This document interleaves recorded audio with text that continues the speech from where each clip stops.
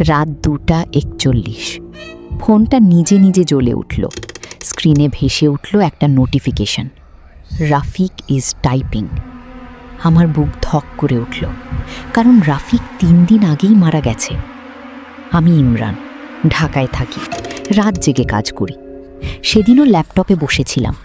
বাসায় আমি একা, বাইরে হালকা বৃষ্টি, ঘর নিস্তব্ধ। প্রথমে ভাবলাম কেউ হয়তো ওর ফেসবুক অ্যাকাউন্ট হ্যাক করেছে, কিন্তু মেসেজ এলো, তুই জেগে আছিস।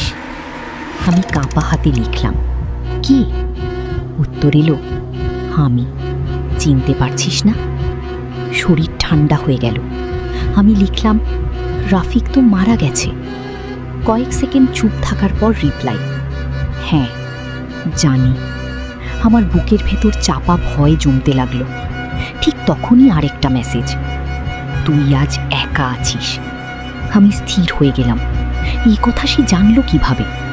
আমি দ্রুত চারপাশে তাকালাম, কিন্তু ঘরে আমি ছাড়া কেউ নেই। আমি নিজেকে বোঝাতে চাইলাম কেউ মজা করছে, কিন্তু ভেতরে ভেতরে অস্বস্তি বাড়ছিল। আমি লিখলাম, তুই কি, এসব জানিস কিভাবে? কিছুক্ষণ কোনো উত্তর নেই। তারপর স্ক্রিনে ভেসে উঠল, আমি তো এখানেই আছি। আমার শ্বাস আটকে গেল।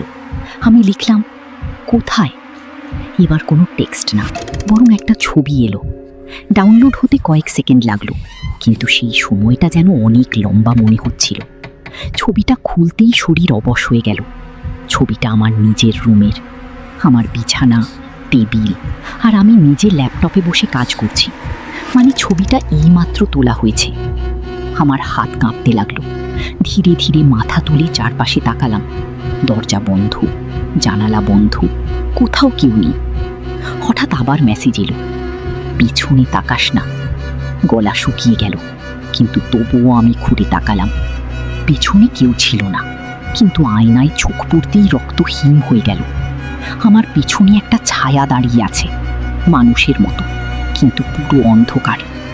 আমি হঠাৎ ঘুরে দাঁড়াতেই কিছু নেই। আবার আয়নায় তাকালাম, সেখানেও নেই। আমি দৌড়ে দরজা খুলে বাইরে এলাম। করিডোর ফাঁকা, বাড়িটা অস্বাভাবিক নিস্তব্ধ। ফোন আবার কাঁপলো, দেখতে পেলি? আমি কিছু লিখলাম না। তখন দেখি রাফিকের প্রোফাইল পিকচার বদলে গেছে, পুরো কালো। আমি তার প্রোফাইল খুললাম। টাইমলাইনের নতুন পোস্ট, মৃত্যুর পরেও সব শেষ হয় না। পোস্টটা মাত্র এখন করা, কোনো লাইক, কোনো কমেন্ট নেই, যেন শুধু আমাকে দেখানোর জন্য। আমার বুক কেঁপে উঠল। তখন আবার মেসেজ, তুই তো আমাকে দেখতে এসেছিলি, মনে আছে? আমার মাথায় সেই দিনের কথা ভেসে উঠল, যখন লাশ ঘরে আমি কয়েক মিনিট একা ছিলাম।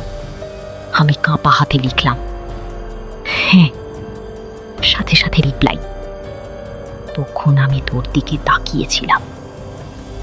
আমার শরীর জমে গেল। লাশের চোখ তো বন্ধ থাকার কথা, কিন্তু ছিল তো। তখনই আর একটা ছবি এলো, লাশ ঘরের ছবি। সাদা কাপড়ে ঢাকা রফিক, কিন্তু কাপড়ের ফাঁক দিয়ে তার চোখ খোলা, সরাসরি তাকিয়ে আছে।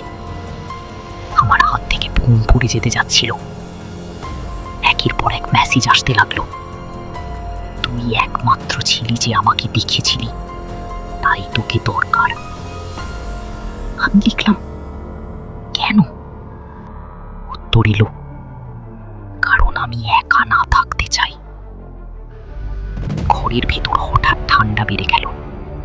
নিঃশ্বাস ধোঁয়ার মতো বের হচ্ছে। জানালার কাছে কুয়াশা জমে নিজে থেকেই লেখা উঠল, ওপেন দ্য ডোর। আমি পেছাতে লাগলাম, দরজার দিকে তাকালাম। ধীরে ধীরে হ্যান্ডেল নড়ছে।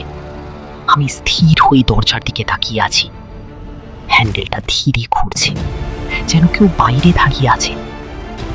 ফোনে শেষ মেসেজ এলো, আমি ঢুকছি। তারপর ক্লিক করে দরজা খুলে গেল।